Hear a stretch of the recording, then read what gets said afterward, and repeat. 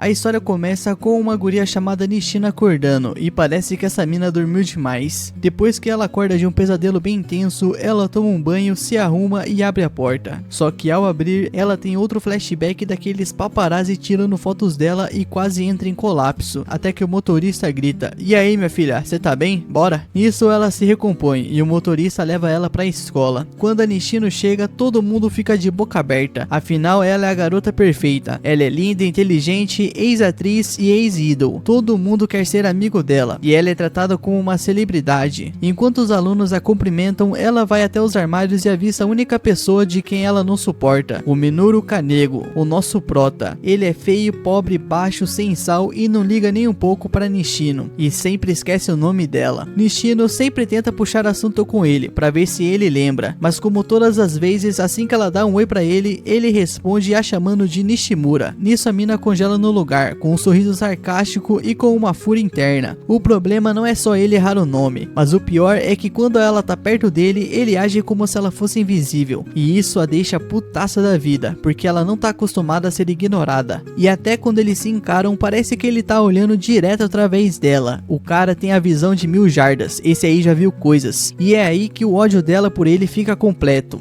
E depois de corrigir o nome dela pela 100ª vez, o nosso prota solta um tipo: "Guria, ninguém se importa com você é tipo um NPC." E a Nishino fica confusa e pergunta o que ele quer dizer, mas o nosso prota se desculpa e explica que ele cria personagens principais na cabeça dele, e o resto é só NPC, gente sem importância. E adivinha, ela é tipo um NPC pra ele. Nishino fica sem reação e tenta corrigir o nome dela de novo, mas simplesmente o nosso prota não tá nem aí e erra de novo, e dessa vez de um jeito bem engraçado. Depois disso, eles vão para a aula. Na sala, os outros alunos ficam fascinados por Nishino e fazem 1000 perguntas sobre o retorno dela aos palcos. Ela explica que depois de um escândalo no ensino médio, ela teve que parar de atuar por um tempo por causa de todo o ódio que recebeu. Desde então, ela se escondeu atrás de uma máscara até que tudo foi resolvido. Agora no ensino médio, ela tá de volta e quer ser ela mesma. Nishino sempre faz o papel de queridinha dos professores para ser a favorita da turma e a garota popular sem inimigos, para compensar o que aconteceu no passado. Ela fica até depois das aulas para ajudar o professor com os preparativos pro dia seguinte e fica até tarde. Mas depois da escola, o motorista dela é atacado por uns bandidos, então ela decide voltar para casa a pé. No caminho, os mesmos bandidos que atacaram o motorista a seguem e a sequestram, exigindo um resgate do pai dela. E enquanto é levada, ela vê alguém à distância, mas não consegue ver quem é, porque fica tudo escuro. Eles cobrem o rosto dela, mas a cena mostra pra gente que a figura misteriosa é o nosso prota, o Kanego. Nishino acorda num armazém morrendo de medo, enquanto os bandidos discutem o que vão fazer com ela se o pai dela não pagar. Kanego tá do lado de fora usando um espelho para ver o que tá rolando dentro do armazém, e depois de analisar o lugar, ele se transforma na sua identidade secreta e entra. Os bandidos comentam que é a segunda vez que ela é sequestrada. A primeira vez foi por um stalker obsessivo, mas dessa vez são os inimigos do pai dela. Um desses safados diz que quer se divertir com ela, mas antes que ele possa fazer qualquer merda, o nosso prota quebra o vidro do teto e se revela como o Stylish Wogan Slayer. Um dos bandidos acha que é uma piada e puxa uma arma, mas o nosso prota derruba ela num piscar de olhos, deixando todo mundo chocado. Ele zoa esse bandido safado, dizendo que ele não tem habilidades de movimento e o derrota rapidinho. O outro bandidinho percebe que o Kanego não é um lutador comum e comenta que ele também é um ex-militar, então tava esperando por um desafio desses. Ele puxa uma faca e ataca o Kanego, acertando alguns golpes, mas nada que ele já não esteja acostumado. Ele então saca sua arma favorita, um pé de cabra. Kanego avisa que os pés de cabra são as melhores armas de rua, porque são leves, resistentes e super versáteis. Ele usa os pés de cabra como se fossem nunchakus, com lâminas afiadas na ponta. O bandido é mais forte, mas o nosso prota o derrota facilmente, quebrando as suas pernas e o espancando, libertando o Nishino na sequência. Mas logo depois de libertá-la, ele simplesmente desaparece instantaneamente. Algumas horas depois, o pai de Nishino chega e, usando as suas conexões, ele consegue esconder o incidente do público, permitindo que ela continue sua carreira de atriz sem problemas. No entanto, o maior arrependimento dela foi não ter descoberto a verdadeira identidade do Stylish Wogan Slayer. No dia seguinte na escola, a Nishino cumprimenta o Kanego, esperando que ele se lembre do nome dela. E dessa vez, ele até chama ela pelo nome certo, deixando a mina chocada. Kanego olha diretamente nos olhos dela, e dessa vez é como se ela realmente estivesse ali para ele. Nishino percebe que o Kanego é muito parecido com ela, escondendo-se atrás de sua máscara. Mas antes que ela possa descobrir mais o nosso prota, no dia seguinte, simplesmente o Kanego aparece morto nas notícias, atropelado por, adivinha, um caminhão. Depois disso, o Kanego é levado para outro mundo, onde ele explica um pouco mais de si mesmo. Ele conta que, como a maioria dos meninos, ele queria ser um herói quando era mais jovem, mas diferente de todo o resto, ele levava isso a sério mesmo. Ele faria de tudo para ser o mais forte do universo. Na escola, ele queria ser conhecido como um cara medíocre e discreto, mas por trás de uma máscara, ele era um lutador incrível que dava tudo no treinamento. No entanto, isso não foi o suficiente. Kanego fica frustrado por ser apenas um humano comum, já que humanos são fracos demais para lutar contra soldados militares ou sobreviver a uma explosão nuclear. Ele queria ser bem mais do que isso, ser um eminente Shadow, um ser poderoso com muitas garotas poderosas no seu grupo, e a única maneira de se tornar esse herói era sendo reencarnado em outro mundo, o que aconteceu depois do acidente. Agora ele é conhecido como Cid Kanego, com um clã secreto chamado Shadow Garden. Mas antes de vermos como o Kanego chegou nesse status, somos levados a um flashback. Depois do acidente, o Kanego agora é conhecido como Cid. Ele acorda como filho do Barão e da Lady Keno, aristocratas do reino de Midgar. A família de Keno é conhecida por produzir cavaleiros das trevas ou esgrimistas que podem aprimorar as suas habilidades com magia. Por isso, os seus pais têm grandes expectativas para os seus filhos, especialmente para Claire, a irmã mais velha do nosso prota, com o seu talento excepcional. O Cid cresceu à sombra da sua irmã, mas sem o conhecimento da sua família, ele tinha outros planos para cuidar de noite, caçar vagabundo, e depois de matar um monte de vagabundo numa batalha usando a sua espada de slime e seu bodysuit, o nosso prota toma posse dos tesouros roubados. Não muito depois, ele encontra uma criatura toda fodida e estranha presa numa gaiola, e interessado, ele a leva para uma casa para fazer experimentos. Depois de um mês de tentativas, a criatura se transforma numa linda garota élfica. Nisso, o nosso prota aproveita a oportunidade. O Sage finge ser um herói que quebrou a maldição dela e a convida para se juntar a ele na missão de subjugar o famoso culto do diabo, uma historinha que ele inventou. A garota aceita e se torna sua segunda em comando, ganhando o nome de Alpha. Então 3 anos se passam e agora o nosso prota com 13 anos é visto treinando com a sua irmã Claire. Ele poderia facilmente derrotá-la, mas ele decide manter o seu perfil de NPC baixo.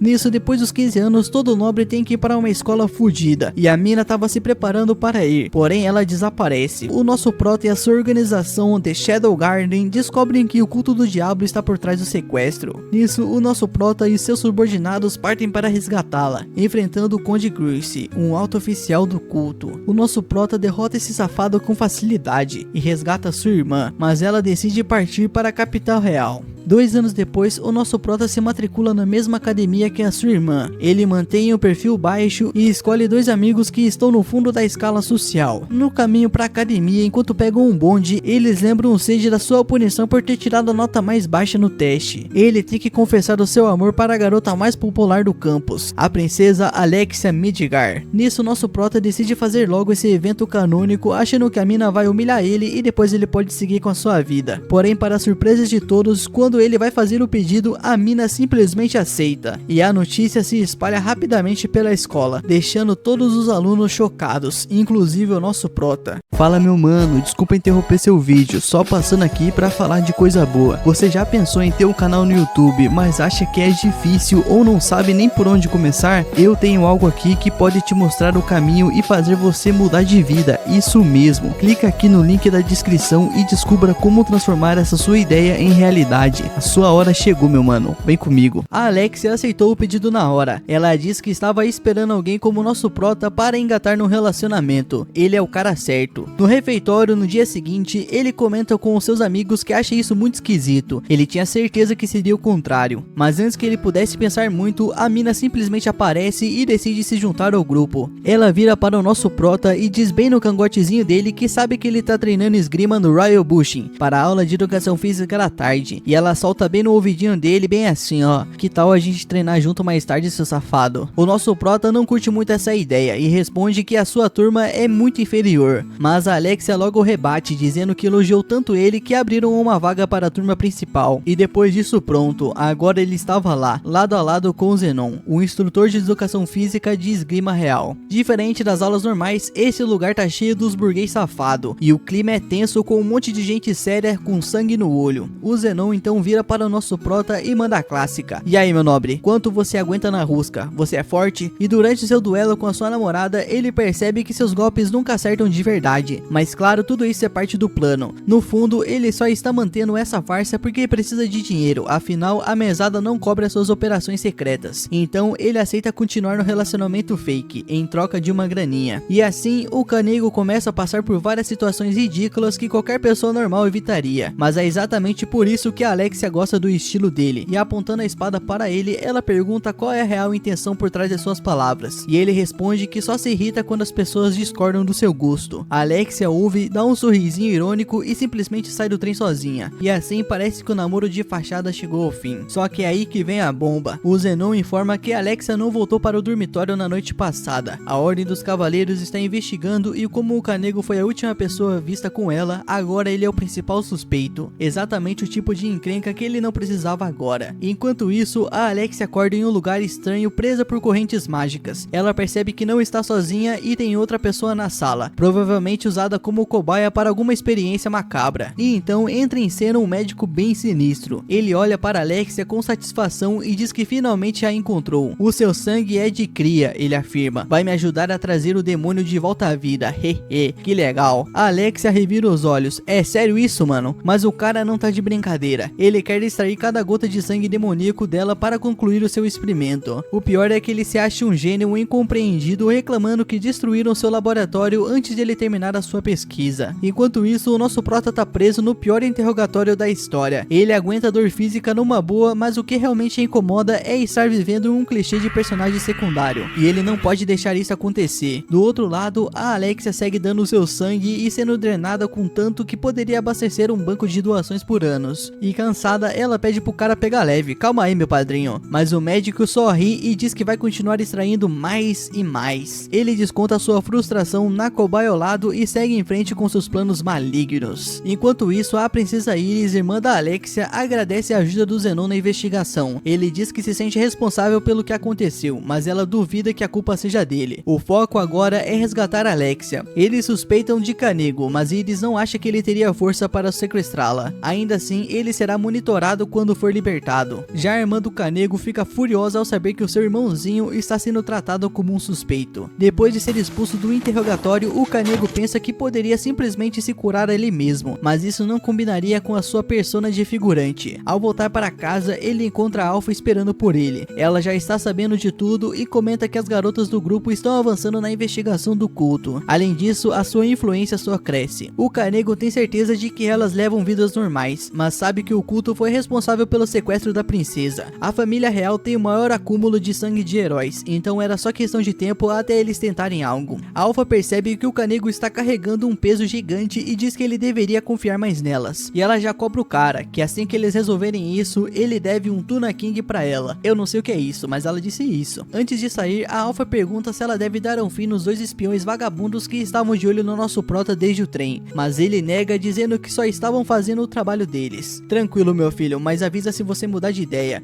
eu vou cortar a cabeça deles. Além disso, ela diz que a Delta também sente muita falta do nosso prota. Já mais à noite, o Kanego prepara tudo para a sua grande jornada. Ele cuida de cada detalhe, desde a iluminação perfeita até um vinho refinado que custou uma fortuna. Tudo isso para criar o clima ideal para o seu grande momento. E como toque final, ele deixa uma carta na mesa. A hora da escuridão finalmente chegou. O mundo perfeito para nós, os emos. E sob as ordens de Alpha, a galera toda se reúne no Capitólio Real. E o plano deles é lançar um ataque simultâneo contra todos os esconderijos do culto dos diabos espalhados pela capital, enquanto procuram vestígios da magia da princesa Alexia. Gamma vai comandar tudo de forma geral. Alpha lidera as tropas locais, Y fica no suporte remoto e a Delta fica na linha de frente pronta para matar vagabundo. Mas antes de sair, é claro, o nosso prota tem que dar aquele toque dramático. Essa noite o mundo nos conhecerá, porque eu sou o Batman dos Isekai. Nisso ele sai de casa com toda a sua imponência, mas mal coloca o pé na rua e já é pego numa emboscada pelos oficiais, que metem a bota da Alexia na mão dele e tentam incriminá-lo. Pena que os caras não sabem com quem estão lidando, e em segundos o Kanego se livra de todos eles na escuridão e solta um aviso: até o sol nascer, tudo isso vai acabar. Lá no esconderijo, o Doutor Maluco entra em pânico, achando que os cavaleiros estão atacando e decide acabar com tudo ali mesmo. Sem tempo para esperar, ele injeta uma parada estranha na criatura gigante no laboratório, e é claro que isso ia dar errado, porque a primeira coisa que o bicho faz é matar o cara. O lado bom, a coisa destrói as correntes de Alexia, dando a ela a chance perfeita para fugir antes de tudo desabar. Mas antes que ela pudesse escapar em paz, vem outra bomba. O cara por trás de tudo isso é o Zenon. Ele confessa que financiou os experimentos e que o verdadeiro prêmio sempre foi o sangue da princesa. Agora, com tudo isso garantido, ele finalmente vai conseguir a 12ª vaga na távola, abandonando de vez aquele posto ridículo de instrutor de espadas. Mas a Alexia não consegue entender nada do que ele tá falando. O que é essa tal de távola, meu querido? Explique-se. E ele diz que são os 12 cavaleiros supremos da ordem. E ele ainda revela que no momento Iris seria a melhor escolha para os planos deles, mas a Alexia serve como um plano B. E putaça, a Alexia parte para cima do cara, mas o Zenon debocha dizendo que ela nunca será como a sua irmã. Só que é claro, ela tem um truque na manga e consegue cortá-lo de raspão. Pena que na sequência ele lança um golpe que ela só consegue ver no último segundo.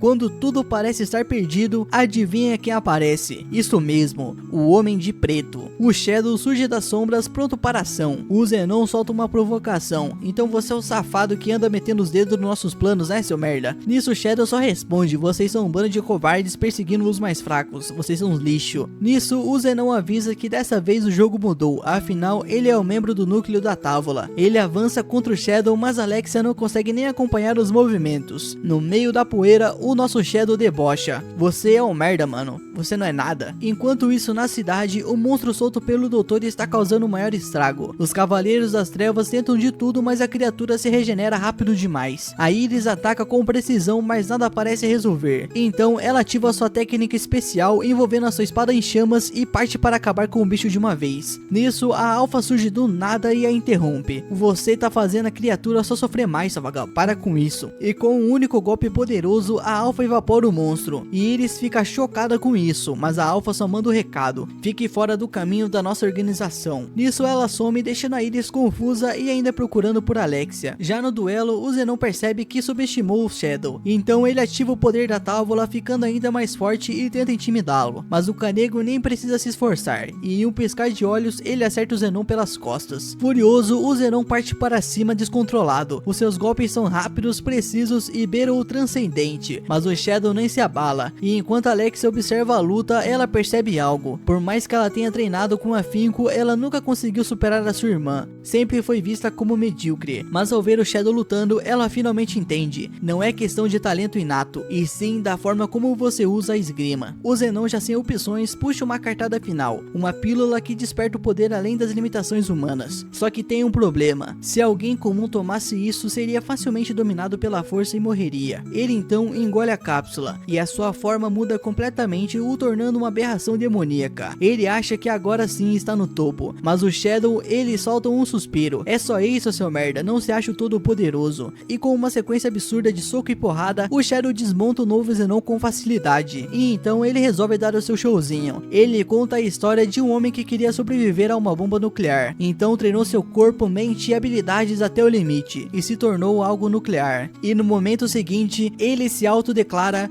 Atomic.